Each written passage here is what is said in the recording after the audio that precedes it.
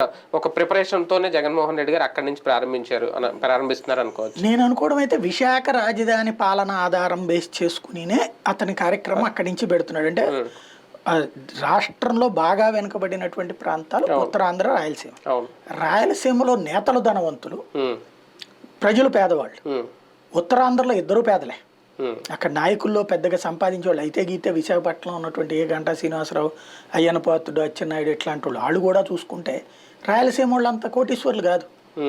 కోస్తా వాళ్ళు రాయలసీమ వాళ్ళ కంటే కోస్తా వాళ్ళు ధనవంతులైన నాయకులు, వందల వేల కోట్ల ఆస్తులు ఉంటాయి.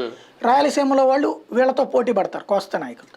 ఉత్తరాంధ్ర వాళ్ళు ఇందులో పావు వంతు కూడా ఉండదు అక్కడ ఉన్న నాయకుల ఆదాయ వనరులు.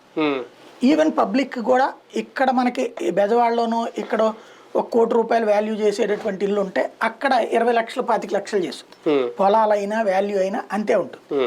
కాబట్టి వెనుకబాటుతనం పరంగా చూస్తే రాష్ట్రం మొత్తం మీద హైయెస్ట్ వెనుకబాటుతనం ఉత్తరాంధ్ర. ఇంకోటి స్వచ్ఛమైన నిజాయితీతో కూడినటువంటి జనాభా ఎక్కడైనా ఉన్నారంటే ఒక్క ఉత్తరాంధ్రలోనే కనబడుతుంది.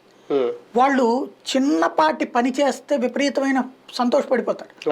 చంద్రబాబు నాయుడుకి అక్కడ పట్టు ఎందుకు ఉందంటే చిన్న చిన్న పనులు చేసినందుకు తెలుగుదేశం టైం. దానికి ఇప్పుడు జగన్మోహన్ రెడ్డి వచ్చాక